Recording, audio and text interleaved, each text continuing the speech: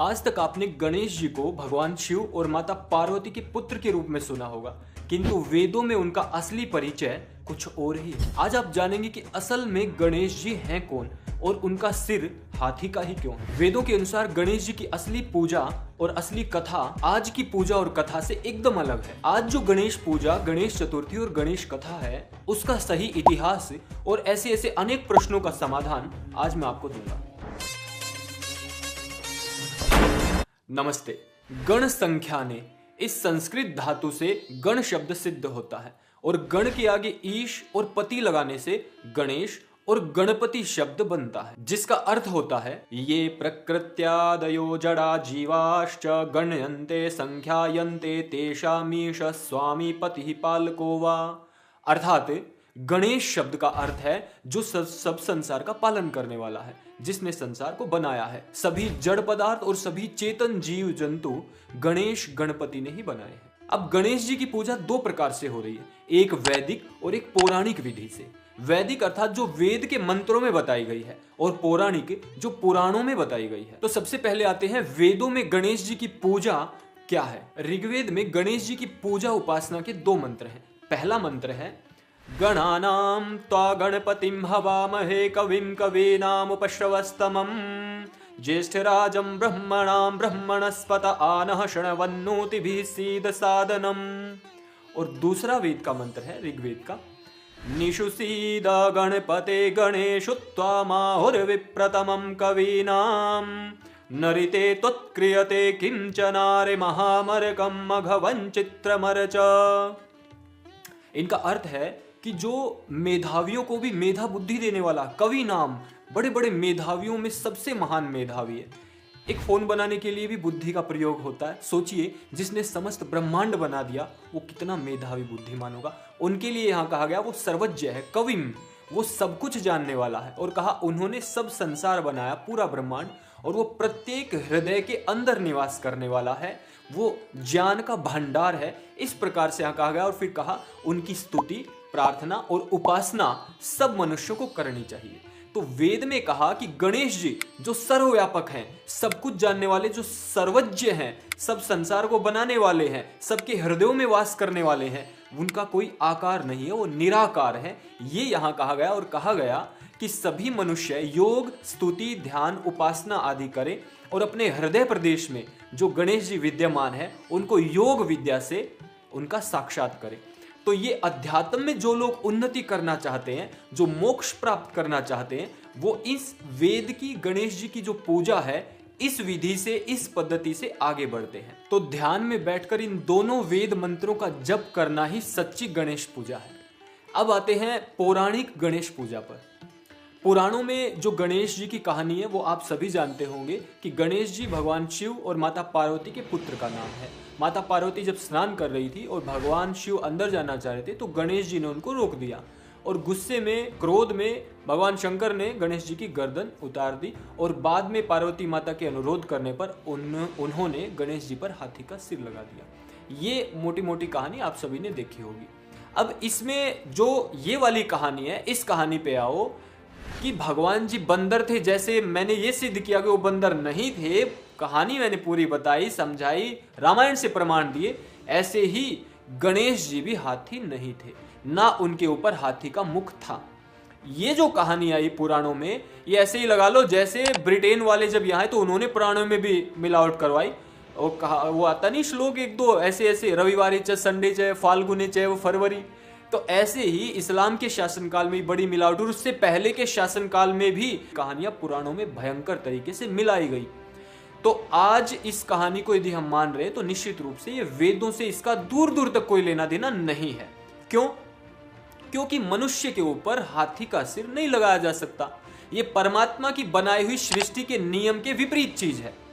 तो ये या तो हम परमात्मा की सृष्टि के नियम को माने या फिर हम इन गुड्डे गुड़ियों की कहानियों को माने। तो हॉलीवुड वाले तो जबरदस्त जबरदस्त भगवान बना रहे हैं। तो इस तरीके से धर्म को एंटरटेनमेंट का साधन नहीं बनाया जा सकता है। इनका वेदों से, परमात्मा की सृष्टि से, नियम से, प्रमाण से, तर्क से दूर दूर तक कोई लेना देना नहीं।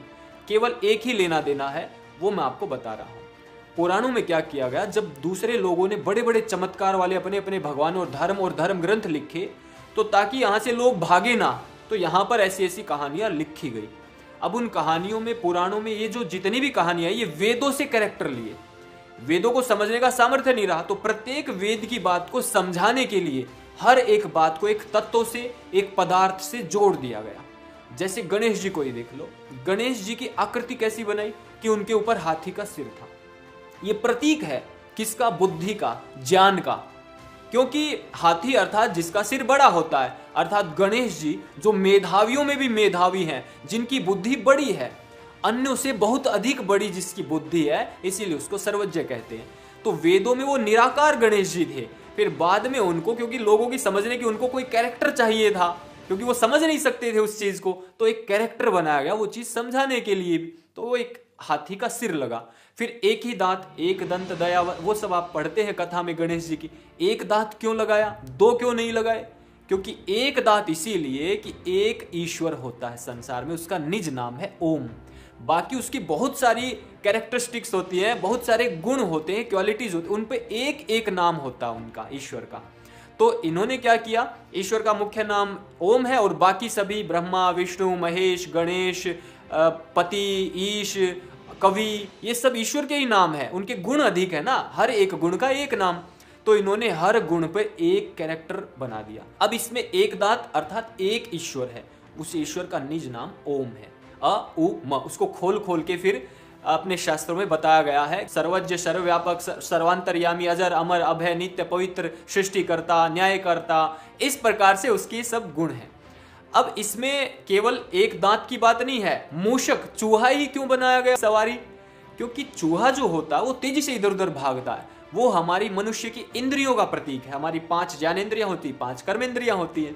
तो जैसे हमारी इंद्रियां इधर से उधर तेजी से भागती है, ऐसे ही चूहा तेजी से भागता है। तो यहां संदेश दिया गया वेद की शिक्षा का कि चूहे को रोकने के लिए, इंद्रियों को रोकने के लिए गणेश जी की आवश्यकता, अर्थात बुद्धि और ज्ञान की आवश्यकता।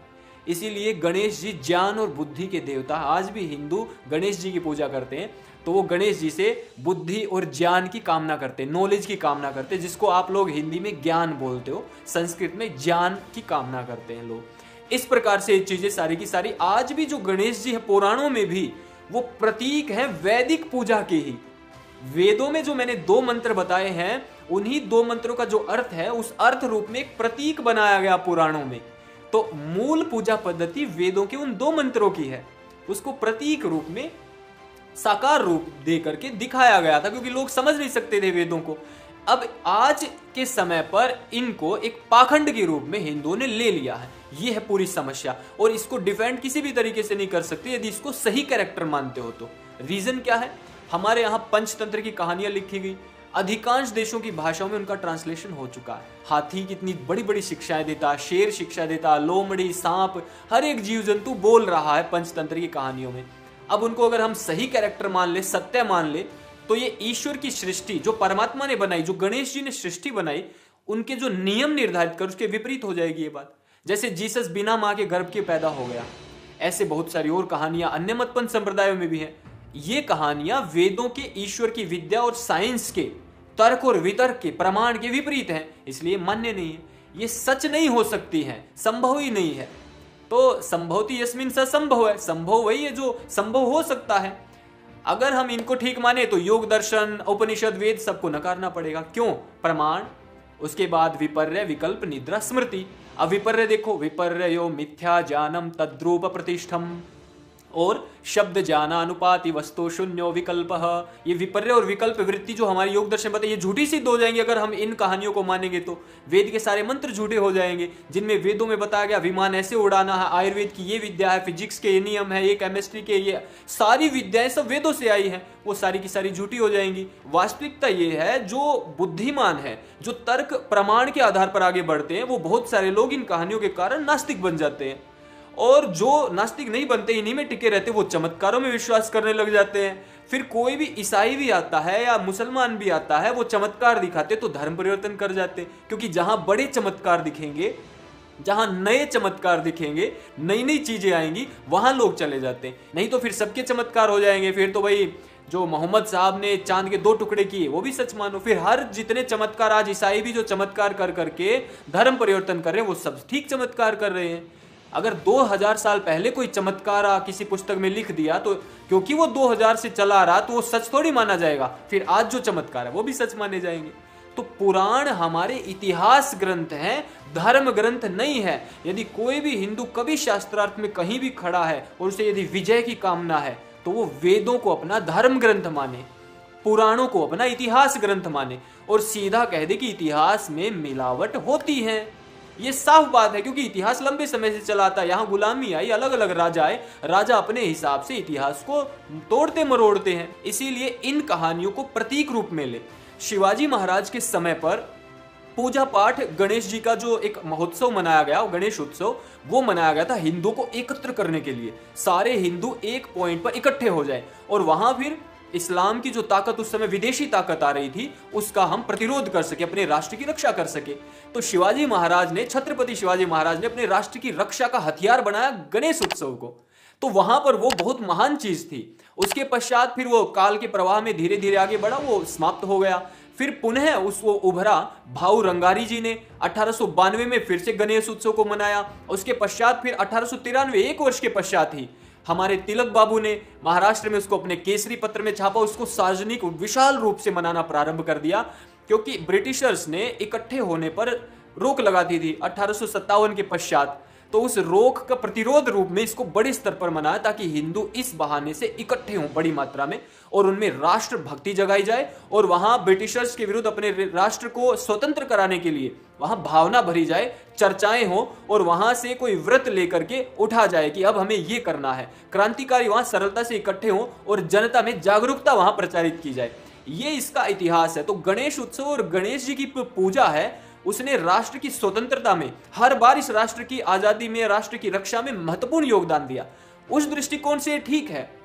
लेकिन आज आप अगर देखते हो तो आप देखिए हिंदू समाज गणेश उत्सव को बड़ी धूमधाम से मना रहा है, कोई समस्या नहीं है। लेकिन समस्या कहां थी जब उस धूमधाम से मनाए जाने वाले पर्व पर किसी भी प्रकार की, कोई भी राष्ट्र की रक्षा के लिए अन्य प्रकार की अच्छी चर्चाएं या धर्म की रक्षा की चर्चाएं या किसी भी तरीका का कोई व्रत और प्रण नहीं लिया जा रहा सार्वजनिक और सांगठनिक रूप से। तो जब इसका एक ही उद्देश्य था कि राष्ट्र की रक्षा, संगठन में बल, हिंदू की एकता, वो उद्देश्य आज समाप्त हो गया है। तो आध्यात्मिक और मोक्ष हेतु हमें वेद के अनुसार गणेश जी की पूजा करनी है और संगठन रूप से या हिंदुओं के बल रूप से या राष्ट्र की रक्षा के रूप से हम पौराणिक पूजा पद्धति या उत्सव में आगे बढ़ सकते हैं। लेकिन आज वो हो ही नहीं रहा। तो आज की जो गणेश जी की पूजा उत्सव है वो अपना उद्देश्य, लक्ष्य खो चुकी है। आप देखिए 25,000 करोड़ से ज्यादा का व्यापार गणेश उत्सव में हो रहा है, लेकिन उस व्यापार में बहुत सारे विधर्मी भी लाभ उठा रहे हैं। ऑनलाइन सब लोग आज गणेश जी की प्रतिमा मंगवा रहे हैं। वो किसने बनाई है, कैसे बनाई है, स्वच्छता से बनाई है, नहीं बनाई है, उसका पैसा कहां जा रहा है, किसी गलत एक्टिविटी में तो नहीं लग रहा है, ये सब कोई नहीं देख रहा है। इतना हजारों करोड़ का व्यापार और उस व्यापार में हम केवल अपने व्यक्तिगत लाभ के लिए जब करते हैं तो फिर ये गणेश उत्सव कहीं ना कहीं निरर्थक साबित हो जाता है। जैसे देखिए हर एक व्यक्ति गणेश जी से, जिसने संसार बनाया, क्या मांगता है? गणेश जी मुझे धन दो, मुझे संपत्ति दो, मुझे सुख दो, मुझे शांति दो। लेकिन कितने लोग ऐसे हैं जो कहते हैं गणेश जी इस संसार में सब सुखी रहें, जो दुष्ट हैं उनका नाश हो, सज्जन लोग हैं वो शांति से आगे बढ़े, वो शांत होंगे, वो सुखी रहेंगे, वो धनी होंगे, मैं अपने आप हो जाऊंगा। महर्षि दयानंद सरस्वती जी महाराज ने कहा था कि प्रत्येक को अपनी ही उन्नति से संतुष्ट न रहना चाहिए, अपितु सबकी उन्नति में अपनी उन्नति समझना चाहिए। यह था गणेश उत्सव का मूल स्वरूप, संगठनिक रूप से मजबूत होके। गणेश विसर्जन, ये भी मैंने इस पे वीडियो बनाई हुई है, आप अवश्य देखना। इन सब का उद्देश्य, मूल उद्देश्य आज कहीं ना कहीं खो गया है। तो दो प्रकार की पूजा पद्धति, उपासना पद्धति, एक वैदिक और एक पौराणिक। वैदिक पद्धति जो व्यक्तिगत रूप से अध्यात्म में, योग में गणेश जी को साक्षात प्राप्त करना चाहते हैं वो वैदिक पद्धति का अनुसरण करें। जो मोक्ष का हेतु है वो वैदिक पद्धति का अनुसरण करें। और जो सांगठनिक रूप से हिंदुओं की रक्षा करके अपने राष्ट्र की रक्षा करना चाहते हैं वो पौराणिक पद्धति से उत्सव में इकट्ठे सांगठनिक रूप से उसको एक छत्र के नीचे करके आगे बढ़ सकते हैं। लेकिन वो नहीं हो रहा है। तो कहीं ना कहीं पौराणिक पूजा पद्धति अपना उद्देश्य खो चुकी है। या तो ये अपने मूल स्वरूप में आए, अन्यथा हम सबको मिलकर वेद के अनुसार आगे बढ़ना चाहिए, तभी हम सबका कल्याण है। और मुझे ऐसा लगता है जब तक हिंदू वेद को पकड़ा रहेगा, किसी भी प्रकार के शास्त्रार्थ में, चाहे किसी भी मत पंथ संप्रदाय से हो, वो कभी भी मात नहीं खा सकता, कोई उसके सामने टिक भी नहीं पाएगा। क्योंकि वेदों की जितनी भी शिक्षाएं हैं वो सारी पूर्ण वैज्ञानिक हैं, वो सारी पूर्ण तर्कयुक्त हैं, प्रमाण युक्त हैं। यदि आपको ये वीडियो ठीक लगी हो तो गणेश चतुर्थी से पूर्व ये वीडियो प्रत्येक हिंदू के घर तक पहुंचाने की कृपा करें। थैंक्स भारत यूट्यूब चैनल आपका अपना यूट्यूब चैनल है। इस यूट्यूब चैनल को आगे बढ़ाएं, शेयर करें, इस वीडियो को लाइक करें और कमेंट बॉक्स में अपनी राय अवश्य दें। ओम जय श्री राम, नमस्ते।